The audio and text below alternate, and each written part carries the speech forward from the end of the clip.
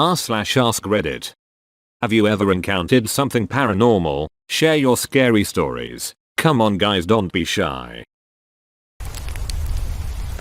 When I was 5, I lived with my grandparents on a farm that was built in 1912 because my mom had joined the army while she was single, and the army won't let you have a kid without family.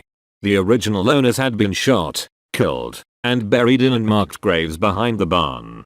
Years later, someone poured concrete over the graves. Over the course of the 3 years I lived there, every single night I would hear dishes by the sink rattle and be grown against the floor. We would wake up every morning to broken dishes on the floor. I'd also been pushed multiple times. And I used to play with this small kid that I guess wasn't real. I would play tag with him. Also, a house I lived in Kentucky, you could hear footsteps. One night me and my mom put down powder on the floor before we went to bed, and the next morning footprints. Footprints looking directly at our beds. Duck. It was a few months ago and I'd just moved into my new student house with a few friends. They'd all gone home for a few days because it was summer break, but I stayed there. So there I was home alone, and it was awesome for the first day or two. Then things started to get a bit weird. For example, small thing had been moved, like some of my notes or like the TV remote. I just assumed that it could have been the wind or something. The next few days I'd started to hear noises in the night, not like loud noises, more like small whispers, as if someone was in the house trying to be quiet, but I just thought it was my brain playing tricks on me. The night after that I heard a door slam, and when say slam it woke me the duck up, and I sleep like the dead. So I got up and started freaking out because the bathroom light was on. The light switch is on the inside of the bathroom. I went to try and open the door and it was locked, and the light then turned off and the door unlocked. No one was there, but I screamed and hid under the covers for the rest of the night. Needless to say, I stayed up all night, then went home to my parents for a few days until the other guys came back. When I explained it to them, they called bullshit and nothing has happened since. It's not very scary, but definitely weird. I was sitting at home with my grandma. She was doing a word search and I was browsing Reddit on my iPad. No radio, TV, or other source of noise in the house was on. Clear as day I hear my name, nickname, like if my name was Michael I heard Mike, so I turned to my grandma and she's already looking back at me. I asked, did you call me? And she says no, but I heard someone say your name, Duck. I had something similar happen once. I think I was 6 or 7 at the time. I was upstairs, playing in my playroom, when suddenly, from the kitchen downstairs I hear my mom yell my name. I get up and go downstairs and meet her in the hallway and ask her what she wanted, and she replied that I had called her. From 3 until 13 I lived in a nice home out near Yosemite National Park. Nothing super spectacular about it. 4 bedrooms, a den, dining room, the norm. Just down a little dirt road, and, if you've ever been around those parts you'll know, miles away from civilization. My whole childhood I was visited by this girl in white. She never spoke. I would just wake up at night and see or feel her there. I asked my dad, and his response every time was, the men in our family can see ghosts. My rationale of this: I'm a skeptic. I remain that to this day, but the story I'm telling made me question, was that we had some sort of mild schizophrenia running through our family. It didn't bother me. She didn't look like other people. There was something off about her. After my father died, my mother decided to sell the house and went through a realtor. We never once had contact with the buyers, only knew them by name. The buyers had a son who went to the same school as our old neighbors, dear friends of the family, and the son apparently came to school without sleep repeatedly, complaining that there was a girl who watched him at night and that he needed to get out. Ugh, shivers up my spine every time I remember this. Whoa, that is pretty spooky, but it was probably nothing. You should go visit your old house sometime though. I hear late October is beautiful there.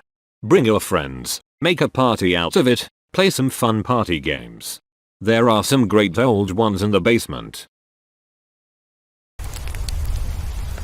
A few years ago, one night at around 3 AM my wife and I were sleeping, and I feel myself slowly waking up from a really deep sleep. My eyes started lifting up, and as soon as they focused on the lamp on my dresser it slid off and shattered on the floor. My wife and I quickly sat up and looked at each other, horrified at the startling noise. We agreed we would clean it in the morning and went back to sleep. The next morning when we woke up, the lamp was at the foot of the bed, about 5 feet from where it fell, completely intact and not broken at all. We are still trying to make sense of it. Clumsy ghost clearly felt bad for breaking it. Casper loved lamp. Here's a story that I've told before. When I was around 6 or 7 years old, my uncle who had just visited from the Philippines showed us a doll that sang the itsy bitsy spider when you pressed a button on her hand. He brought it with the intention that one of my girl cousins might want it, but in all honesty, we all thought the doll was creepy, especially since it sang the song in a slow, ominous manner. Not knowing what to do with it, we took out the batteries and threw it back in the box that my uncle had put it in. Right after we left the room, all we heard was a muffled itsy bitsy spider climbed up the water spout. Down came the rain and washed the spider out. The doll was still singing without ducking batteries. No one was in the room at the time, which means no one could have replaced the batteries nor pressed the button on her hand. And yeah, I'm now aware that residual charge is most likely the culprit. Nonetheless, I still want to give a big duck you to capacitors for traumatizing me as a kid. Nonetheless, I still want to give a big duck you to capacitors for traumatizing me as a kid. Ducking energetic bastards. Ahahaha. I am laughing but I am freaking out. Hahaha. So, I was about 9 or 10. I went to my friend Allison's house. She and her parents were at her soccer game, found out later. Her house was 3 lots down the street on the other side.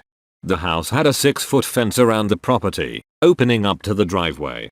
Whenever she wasn't home I would just wait for her in the backyard. Her swing set was totally badass. So here I am swinging, waiting for Allison, having a great time. I am watching through their kitchen window, through the living room, and out the front window. Hoping to see her or her parents walk up to the front door. Then I saw a dark slowly moving object figure thing move across the front room.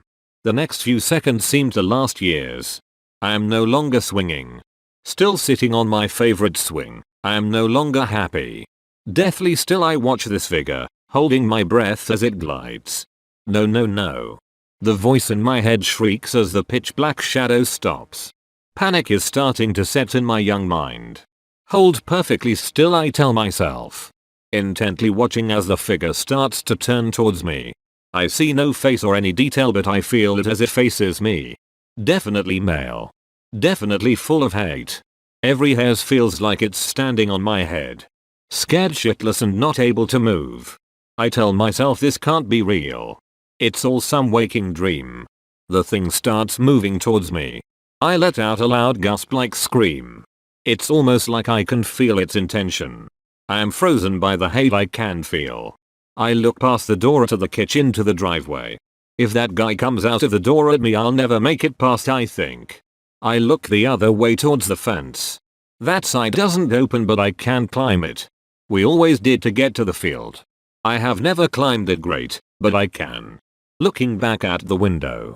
I see the shadow man slide right through the window. I scream as I run towards the field. Never looking back I climb that fence the fastest I ever did.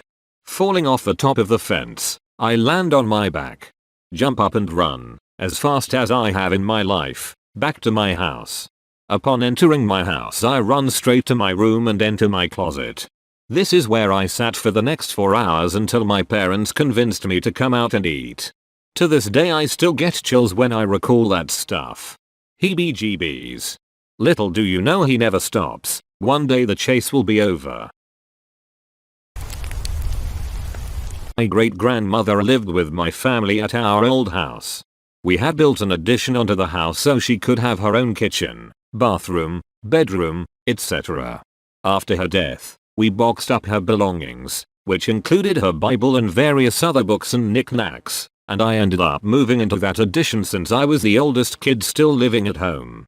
About a month or so after she died, I was home alone.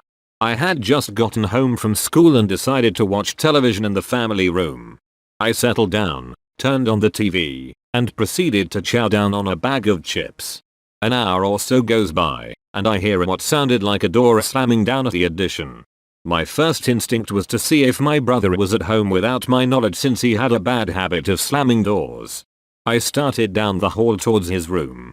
I never had the chance to open his door. Further down the hall, in the addition, I saw a person head directly towards my bedroom. It was at this point that I had to fight the incredible urge to shit my pants. I knew there was an axe murderer in the house and that it was going to be up to me to stop them. I entered my brother's room and grabbed the first weapon I could find, a plastic lightsaber. I slowly crept towards the addition. The closer I got, the colder the air around me felt. It was the strangest feeling ever. I slowly entered my room and saw nothing.